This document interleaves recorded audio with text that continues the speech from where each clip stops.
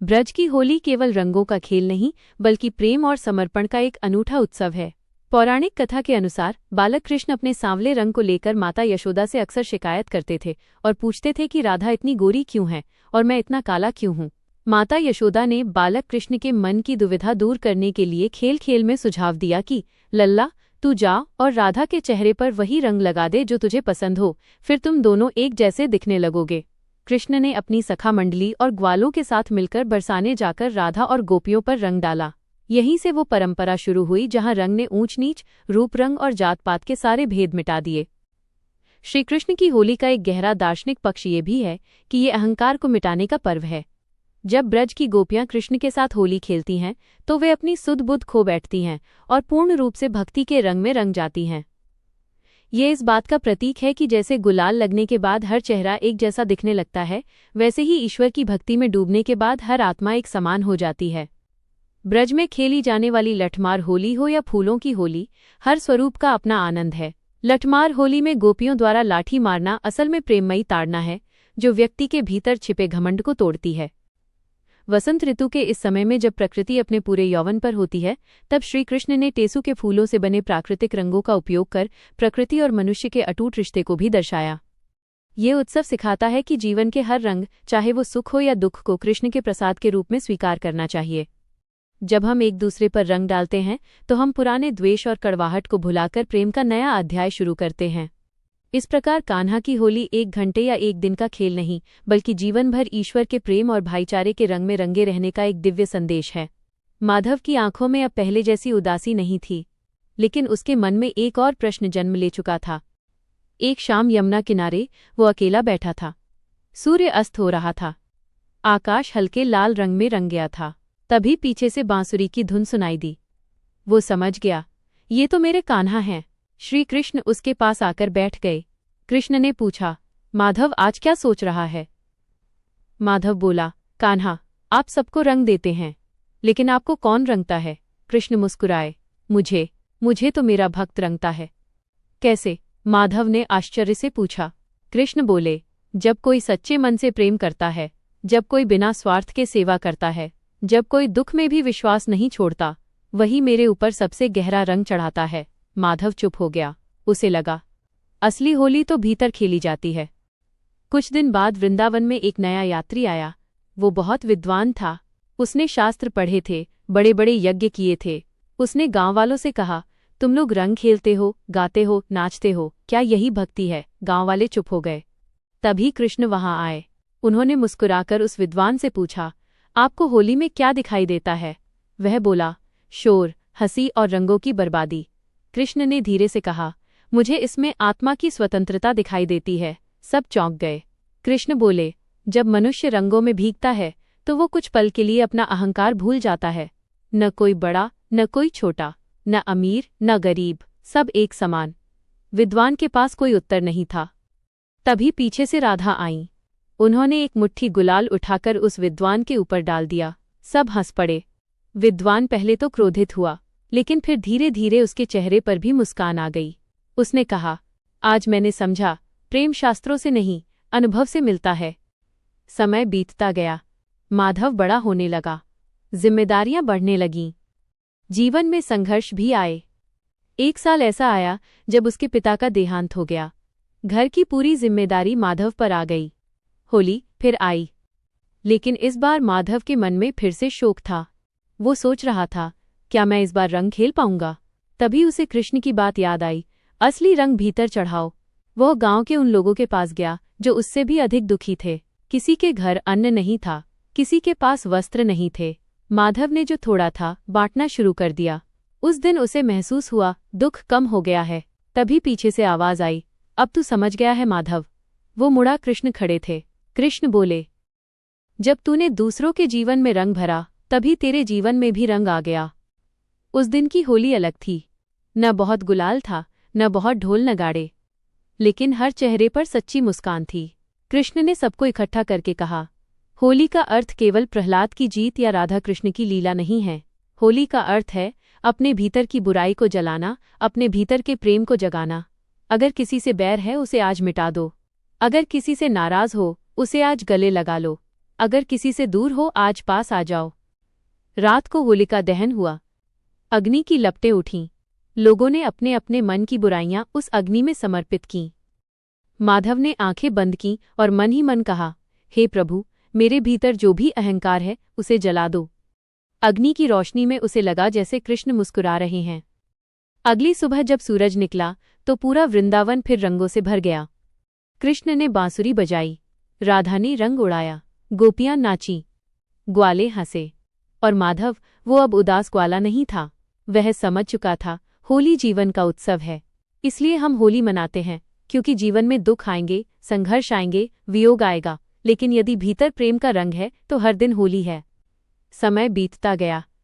एक दिन वो घड़ी आई जब श्रीकृष्ण को मथुरा जाना पड़ा। कंस का अंत करना था, धर्म की रक्षा करनी थी।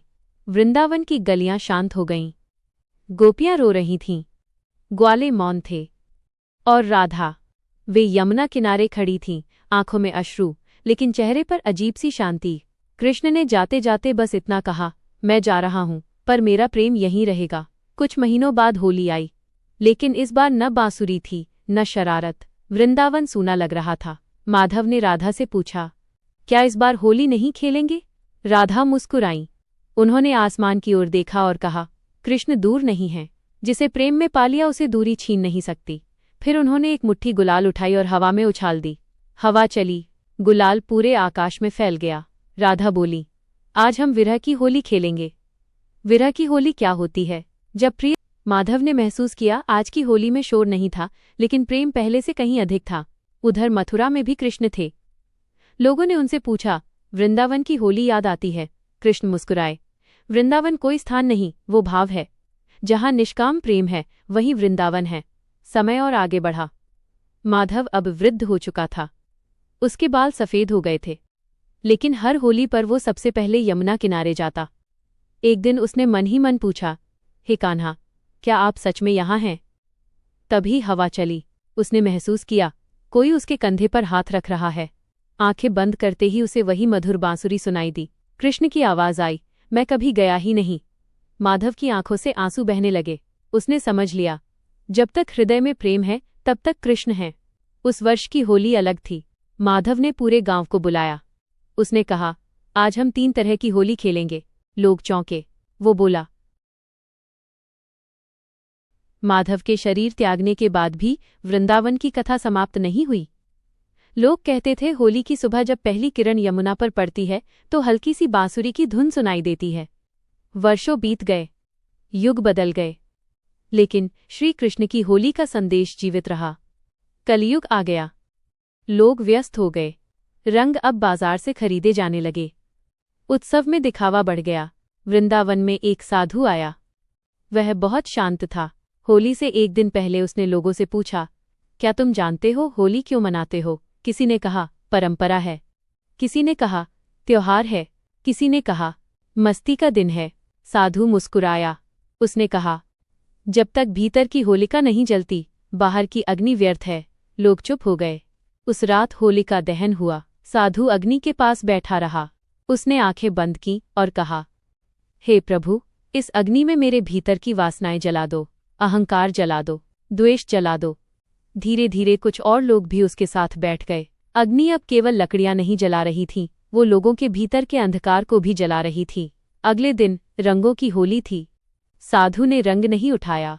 एक बालक ने पूछा, बाबा, आप रंग क्यों नहीं खेल रहे? साधु ने कहा, मैं तो पहले ही रंगा जा चुका हूं। किस रंग में? बालक ने पूछा। साधु ने उत्तर दिया, प्रेम के रंग में। भीड़ में अचानक किसी ने बांसुरी बजानी शुरू की। धुन वैसी ही थी जैसी कभी वृंदावन में गूंजती थी। लोगों ने इधर उधर देखा, किसी को समझ नहीं आया ये धुन कहाँ से आ रही है। साधु मुस्कुराया। उसने कहा, जब भी कोई सच्चे प्रेम से होली मनाता है वहां कृष्ण प्रकट होते हैं। वो साधु कौन था? कहते हैं वह कोई साधारण मनुष्य नहीं था। कुछ लोगों ने दावा किया कि उसकी आंखों में वही करुणा थी, वही शांति जो कभी श्री कृष्ण की आंखों में थी। लेकिन वो अचानक एक दिन गायब हो गया। केवल एक संदेश छोड़ गया, होली बाहर मत खोजो, अपने भीतर खोजो। होली का सबसे गहरा रहस्य क्या है? आत्मा रंगहीन है, परमात्मा भी निराकार है। लेकिन जब आत्मा प्रेम में डूबती है तो वही परमात्मा का रंग बन जाती है। यही आत्मा और परमात्मा की होली है। आज जब आप रंग लगाते हैं तो एक क्षण रुककर सोचिए, क्या मैं केवल चेहरा रंग रहा हूँ या मैं अपने मन को भी रंग रहा हूँ? क्या मैंने किसी को क्षमा किया? क्या मैंने किसी को गले लगाया? क्या मैंने किसी भूखे को भोजन दिया? अगर हाँ, तो समझिए आपने सच्ची होली खेली। होली हमें 3 बातें सिखाती है। पहली, अहंकार की होलिका को जलाओ। दूसरी, प्रेम का गुलाल उड़ाओ। तीसरी, विरह में भी विश्वास बनाए रखो। कहते हैं, जब ब्रह्मांड की अंतिम संध्या होगी, जब सब रंग मिट जाएंगे, तब भी एक रंग शेष रहेगा। वो रंग होगा प्रेम का, और वही रंग है कृष्ण का रंग। इसलिए हम होली मनाते हैं, ताकि याद रहे, हम केवल शरीर नहीं हैं, हम प्रेम हैं, हम प्रकाश हैं, हम उसी दिव्य रंग का अंश हैं। वृंदावन की उस होली के बाद गौरी का जीवन बदल चुका था। अब वो अकेली अनाथ बालिका नहीं रही थी, बल्कि प्रेम बांटने वाली एक दीपक बन गई थी। हर वर्ष जब फाल्गुन का महीना आता, वो सबसे पहले यमुना किनारे जाती, मिट्टी उठाकर अपने माथे पर लगाती और कहती, हे कान्हा, इस बार भी मुझे किसी के जीवन का रंग बना देना। लोगों ने ध्यान दिया कि जहां भी गौरी जाती, वहां झगड़े कम हो जाते। जिन घरों में वर्षों से बोलचाल बंद थी, वहां वो सबसे पहले रंग लेकर पहुंचती। वो कहती, पहले गले मिलो, फिर रंग लगाऊंगी। धीरे धीरे गांव की परंपरा बन गई, होली से पहले मन का मैल साफ करना। एक वर्ष ऐसा आया जब वृंदावन में 2 परिवारों के बीच बड़ा विवाद हो गया। खेत की जमीन को लेकर मामला इतना बढ़ा कि दोनों पक्ष एक दूसरे का चेहरा देखना भी नहीं चाहते थे। होली पास थी, लेकिन गांव में तनाव था। गौरी समझ गई, इस बार असली होली यहीं खेलनी है। होलिका दहन की रात वो दोनों परिवारों के दरवाजे पर गई। उसने दोनों से कहा, आज अग्नि में लकड़ी नहीं, अपना क्रोध डालो। पहले तो किसी ने उसकी बात नहीं मानी, पर जब उसने अपने हाथ से कागज पर अहंकार लिखकर अग्नि में डाला, तो एक एक कर सबने अपने मन की बातें लिखीं। किसी ने लोभ, किसी ने शक, किसी ने पुरानी नाराजगी लिखकर आग में समर्पित कर दिया। अग्नि की लपटें उठीं और जैसे वर्षों का बोझ हल्का हो गया। अगली सुबह रंगों की होली थी। गौरी ने दोनों परिवारों के बच्चों को एक साथ बुलाया। बच्चों ने बिना सोचे एक दूसरे पर रंग डाल दिया। बड़े लोग देखते रहे, फिर धीरे धीरे वे भी आगे आए। किसी ने संकोच से गुलाल लगाया, किसी ने झिझकते हुए हाथ मिलाया। कुछ ही क्षणों में जो दूरी वर्षों से थी, वो रंगों में घुल गई। गांव में चर्चा फैल गई, सच्ची होली वही है जहां मन मिल जाए। समय आगे बढ़ा। वृंदावन में बाहर से लोग आने लगे। बाजार बड़े हो गए, रंग चमकीले और शोर अधिक हो गया। लेकिन गौरी की परंपरा वही रही, पहले दिलों को जोड़ो। उसने बच्चों को सिखाया कि रंग फेंकने से पहले सामने वाले की आंखों में देखो और मन ही मन शुभकामना दो। एक बार एक व्यापारी आया। उसने बड़े आयोजन किए, ऊंचे मंच लगाए, ढेरों रंग मंगवाए। उसने सोचा, सबसे बड़ी होली मैं मनाऊंगा। लेकिन आयोजन में धक्का मुक्की हो गई, लोग नाराज हो गए। व्यापारी दुखी होकर गौरी के पास आया और बोला, मैंने इतना खर्च किया, फिर भी आनंद क्यों नहीं आया? गौरी मुस्कुराई और बोली, होली खर्च से नहीं, हृदय से बड़ी होती है। उसने व्यापारी को अगले दिन अनाथ बच्चों के साथ रंग खेलने को कहा। व्यापारी पहले हिचकिचाया, फिर मान गया। जब उसने छोटे छोटे हाथों को अपने ऊपर रंग लगाते देखा, उसकी आंखें भर आईं। उसने पहली बार भीतर की शांति महसूस की। वर्षों बाद गौरी वृद्ध हो गई। उसके बाल सफेद हो चुके थे, लेकिन आंखों की चमक वैसी ही थी। होली से एक दिन पहले वो गांव के बच्चों को बुलाती और कहती, याद रखना, रंग चेहरे पर 2 पल रहते हैं, लेकिन प्रेम जीवन भर। उसकी अंतिम होली आई। वो बहुत शांत थी। उसने सबको बुलाया और कहा, इस बार मैं रंग नहीं लगाऊंगी, तुम सब एक दूसरे को लगाओ। लोग समझ नहीं पाए, लेकिन उसकी बात मानी। गांव के हर व्यक्ति ने किसी न किसी से गले मिलकर रंग लगाया। शाम को गौरी यमुना किनारे गई। उसने आसमान की ओर देखा और धीरे से कहा, हे कान्हा, मैंने जितना सीखा बांट दिया, अब मुझे अपने रंग में रंग लो। हवा चली, कहीं दूर से बांसुरी की हल्की धुन सुनाई दी। उसके चेहरे पर मुस्कान आई और वो शांत हो गई। गांव वालों ने महसूस किया, वो चली नहीं, बल्कि हर हृदय में बस गई है। अब हर वर्ष होली से पहले लोग कहते, पहले गौरी वाली होली, फिर रंगों वाली होली। और यही होली का सच्चा अर्थ है। जब हम बुराई को जलाते हैं, जब हम क्षमा करते हैं, जब हम अकेले को अपना बनाते हैं, तब हम केवल त्योहार नहीं मनाते, हम जीवन को रंग देते हैं। होली इसलिए मनाते हैं कि हमें याद रहे, रंग मिट जाते हैं, लेकिन प्रेम का रंग कभी नहीं उतरता। और जहां प्रेम है, वहीं सच्ची होली है। गौरी के जाने के बाद वृंदावन में एक नई परंपरा शुरू हुई। लोग कहते, पहले मन साफ, फिर रंग। हर वर्ष होलिका दहन से पहले गांव के चौक में एक बड़ा घड़ा रखा जाता। उसमें लोग चुपचाप छोटे छोटे कागज डालते। उन कागजों पर वे अपने मन की बुराइयां लिखते, क्रोध, जलन, लोभ, बदला, अहंकार, शिकायत। कोई नाम नहीं लिखता था, बस दोष लिखकर डाल देता। रात को जब अग्नि जलती तो वो घड़ा भी उसी अग्नि में समर्पित कर दिया जाता। लोग अग्नि की लपटों को देखते और मन ही मन कहते, हे प्रभु, जो लिखा है वो सच में जला देना।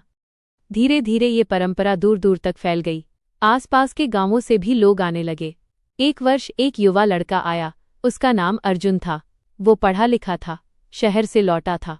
उसे ये सब परंपरा थोड़ी भावुक लगती थी। उसने सोचा, कागज जलाने से क्या बदल जाएगा। वो भीड़ से अलग खड़ा सब देख रहा था। तभी एक वृद्ध ने उसे कागज थमाया और कहा, बेटा, तू भी कुछ लिख दे। अर्जुन ने हंसकर कहा, मेरे अंदर ऐसी कोई बुराई नहीं जिसे जलाना पड़े। वृद्ध मुस्कुराए, तो ये लिख दे, मुझे लगता है मैं पूर्ण हूँ। अर्जुन चुप हो गया। उसने पहली बार सोचा, क्या सच में मैं पूर्ण हूँ। उसने कागज पर लिखा, अहंकार, और घड़े में डाल दिया।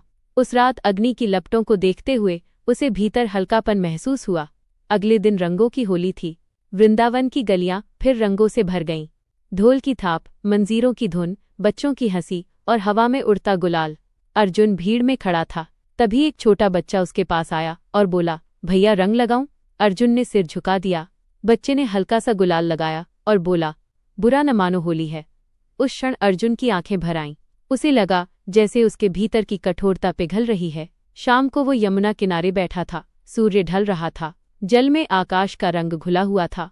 उसे लगा जैसे कोई बहुत मधुर बांसुरी बजा रहा है। वो चौंका। आसपास कोई नहीं था। उसने आंखें बंद की। अचानक उसके भीतर से आवाज आई, जब तू अपने दोष को पहचान लेता है, उसी क्षण में प्रकट होता हूँ। अर्जुन समझ गया, ये वही संदेश है जो सदियों से वृंदावन में गूंज रहा है। होली बाहर का शोर नहीं, भीतर की शांति है। समय आगे बढ़ा। अर्जुन ने निश्चय किया कि वो हर वर्ष होली पर केवल रंग नहीं खेलेगा, बल्कि कम से कम एक टूटा हुआ रिश्ता जोड़ेगा। पहले वर्ष उसने अपने पुराने मित्र से माफी मांगी। दूसरे वर्ष उसने पिता से गले मिलकर वर्षों की दूरी मिटाई। तीसरे वर्ष उसने अपने गांव के गरीब बच्चों के लिए प्राकृतिक रंग बनवाए। धीरे धीरे लोग उसे सेतु कहने लगे, क्योंकि वो लोगों के बीच पुल बनता जा रहा था। वर्षों बाद जब अर्जुन भी वृद्ध हुआ, उसने बच्चों को एक कथा सुनाई। वो बोला, कभी वृंदावन में एक बालिका थी जिसने सिखाया कि पहले दिल रंगो। उससे पहले एक ग्वाला था जिसने सिखाया कि दुख में भी होली है। उससे पहले गोपियां थीं जिन्होंने सिखाया कि विरह भी रंग है। और उससे पहले स्वयं श्री कृष्ण थे जिन्होंने सिखाया कि प्रेम ही सबसे बड़ा रंग है। बच्चों ने पूछा, क्या कृष्ण आज भी आते हैं? अर्जुन मुस्कुराया, जब भी कोई बिना स्वार्थ के किसी को रंग लगाता है तब कृष्ण वहीं होते हैं। एक वर्ष बहुत अजीब घटना हुई। होली की सुबह अचानक आकाश में बादल छा गए। तेज बारिश शुरू हो गई। लोगों ने सोचा, इस बार तो रंग धुल जाएंगे, लेकिन गांव के एक बच्चे ने चिल्लाकर कहा, बारिश भी तो रंग है। लोग हंस पड़े। वे भीगते हुए नाचने लगे। बारिश में गुलाल घुल गया, मिट्टी में रंग बह गया, लेकिन आनंद पहले से अधिक था। तभी किसी ने दूर से बांसुरी की धुन सुनी। सबने एक दूसरे की ओर देखा। किसी ने कुछ नहीं कहा, लेकिन सबके मन में एक ही भाव था, वो आज भी हैं। समय और आगे बढ़ता गया। होली अब केवल एक दिन का उत्सव नहीं रही। लोगों ने इसे जीवन का तरीका बना लिया। किसी ने क्रोध आते ही कहा, ये होलिका है, इसे जला दो। किसी ने ईर्ष्या महसूस की तो कहा, इस पर प्रेम का रंग डाल दो। किसी ने अकेलापन देखा तो कहा, उसे होली में बुलाओ। और धीरे धीरे वृंदावन की ये परंपरा दूर देशों तक फैल गई। लोग पूछते, तुम्हारी होली अलग क्यों है? उत्तर मिलता, क्योंकि हम केवल रंग नहीं उड़ाते, हम रिश्ते जोड़ते हैं। अंततः कथा यहां पहुंचती है। एक दिन जब यह शरीर भी समाप्त होगा, जब सारे रंग धुल जाएंगे, जब नाम और रूप मिट जाएंगे, तब भी एक रंग शेष रहेगा। वो होगा प्रेम का रंग। और वही है सच्ची होली। तो जब भी आप होली मनाएं, एक क्षण आंखें बंद करिए और कहिए, हे प्रभु, मेरे जीवन को ऐसा बना दो कि मैं जहां जाऊं वहां रंग फैल जाए। मेरे शब्द किसी का दिल न तोड़ें, मेरे कर्म किसी का मन न दुखाएं, और मेरा अस्तित्व किसी की होली बन जाए। यही होली का रहस्य है, यही जीवन का संदेश है, और यही उस अनंत प्रेम की कथा है जो कभी समाप्त नहीं होती। जिनके बाद वृंदावन की होली अब केवल एक परंपरा नहीं, एक संकल्प बन चुकी थी। हर घर में बच्चे बचपन से ही सीखते, रंग लगाने से पहले मन साफ करना है। एक वर्ष गांव में एक धनी जमींदार आया। उसने सुना था कि यहाँ की होली अलग होती है। उसने सोचा, मैं सबसे बड़ा आयोजन करूंगा ताकि सब मेरा नाम याद रखें। उसने ढेरों रंग, मिठाइयाँ और सजावट करवाई, लेकिन उसके मन में एक इच्छा छिपी थी, प्रशंसा की। होलिका दहन की रात वो भी चौक में आया। सब लोग अपने अपने कागज डाल रहे थे। उसने सोचा, मेरे अंदर तो कोई बुराई नहीं। लेकिन अचानक उसे याद आया कि उसने कई गरीबों से कठोर व्यवहार किया है। उसने चुपचाप एक कागज पर लिखा, दंभ, और अग्नि में डाल दिया। अगले दिन रंगों की होली में उसने देखा कि गांव के बच्चे सबसे पहले उन घरों में जा रहे हैं जहां कोई अकेला रहता है। उसने पूछा, उधर क्यों जा रहे हो? यहाँ बड़ा मंच लगा है। बच्चों ने कहा, पहले वहां रंग लगाएंगे जहां मुस्कान की कमी है। जमींदार के भीतर कुछ टूट गया। उसने मंच छोड़ दिया और उन बच्चों के साथ चल पड़ा। जब उसने पहली बार किसी वृद्ध के पैर छूकर रंग लगाया, उसके मन का बोझ हल्का हो गया। उसने समझ लिया, होली दिखावे से नहीं, दया से बड़ी होती है। समय आगे बढ़ता गया। वृंदावन में अब एक और नई परंपरा जुड़ गई। होली के सप्ताह भर पहले लोग मौन दिवस रखते। उस दिन कोई ऊंची आवाज में नहीं बोलता। सब अपने भीतर झांकते। वे सोचते, मैंने किसका दिल दुखाया? मैं किससे माफी मांग सकता हूँ? कहते हैं कि उसी मौन में कई लोगों को भीतर से बांसुरी की धुन सुनाई देती। कोई बाहर नहीं बजाता था, लेकिन धुन स्पष्ट होती। लोग कहते, ये वही संकेत है कि प्रेम अभी जीवित है। एक वर्ष एक यात्री आया। वो संसार घूम चुका था, कई देशों की होली देख चुका था। उसने पूछा, यहाँ रंग कम है, लेकिन आनंद अधिक क्यों है? गांव के एक वृद्ध ने उत्तर दिया, क्योंकि यहाँ रंग चेहरे से पहले हृदय पर चढ़ते हैं। यात्री ने पहली बार किसी त्योहार में शांति का अनुभव किया। उसने लिखा, मैंने देखा, जहाँ लोग एक दूसरे को क्षमा करते हैं, वहाँ रंग स्थायी हो जाते हैं। वर्षों बाद वृंदावन में सूखा पड़ा। जल कम था। लोगों ने सोचा, इस बार रंग कैसे खेलेंगे? तब एक बुजुर्ग महिला ने कहा, जब जल कम हो तब शब्दों से रंग लगाओ। उस वर्ष लोगों ने एक दूसरे को शुभकामनाएं देकर होली मनाई। वे कहते, तुम्हारे जीवन में आनंद का रंग रहे, तुम्हारे घर में शांति का रंग रहे। आश्चर्य की बात ये थी कि उस वर्ष झगड़े सबसे कम हुए। लोगों ने समझ लिया, रंग केवल गुलाल नहीं, भाव भी होते हैं। एक दिन एक छोटा बालक अपनी माँ से पूछ बैठा, क्या कृष्ण सच में आते हैं? माँ ने मुस्कुराकर कहा, जब तुम किसी को बिना वजह गले लगाते हो तब वही कृष्ण है। बालक ने उसी दिन तय किया कि वो हर वर्ष किसी नए मित्र को होली पर गले लगाएगा। धीरे धीरे ये संदेश दूर दूर तक फैल गया। लोग कहते, वृंदावन की होली में शोर कम, शांति अधिक है। हर पीढ़ी में कोई न कोई ऐसा होता जो बच्चों को पुरानी कथा सुनाता। कैसे कभी एक ग्वाला दुखी था, कैसे एक बालिका ने प्रेम बांटा, कैसे एक युवक ने अहंकार जलाया, और कैसे हर युग में वही संदेश जीवित रहा। और फिर एक वर्ष ऐसा आया जब वृंदावन में बहुत बड़ी भीड़ उमड़ी। बाहर से आए लोगों को केवल उत्सव चाहिए था। शोर बढ़ गया। पुराने लोग चिंतित हुए, क्या हमारी परंपरा खो जाएगी? तभी गांव के बच्चों ने आगे बढ़कर कहा, पहले मौन फिर रंग। भीड़ चौंक गई। कुछ क्षणों का मौन रखा गया। उस मौन में जैसे हवा भी शांत हो गई। लोगों के मन ठहर गए। फिर धीरे धीरे किसी ने गुलाल उठाया, लेकिन इस बार हंसी में संयम था, आंखों में करुणा थी। पुराने लोग मुस्कुराए, परंपरा बच गई। और कहते हैं, उस दिन आकाश में इंद्रधनुष निकला, बिना बारिश के। लोग उसे शुभ संकेत मानते हैं। किसी ने धीरे से कहा, जब प्रेम जीवित रहता है, प्रकृति भी रंग बिखेरती है। आज भी जब फाल्गुन आता है, वृंदावन की हवा में एक संदेश तैरता है, होलिका बाहर नहीं, भीतर जलाओ। रंग बाहर नहीं, भीतर चढ़ाओ। दुश्मनी बाहर नहीं, भीतर से मिटाओ। और जब कोई पहली बार इस परंपरा को देखता है तो उसे लगता है, यह केवल त्योहार नहीं, जीवन की साधना है। कथा का अंत नहीं है। हर वर्ष ये फिर शुरू होती है। हर नई पीढ़ी इसे फिर जीती है। जब तक एक भी मन प्रेम से भरा है, जब तक एक भी हाथ क्षमा के लिए उठता है, जब तक एक भी व्यक्ति कहता है, आओ गले मिलो, तब तक होली जीवित है। और जहाँ यह भावना जीवित है, वहीं सच्ची होली है।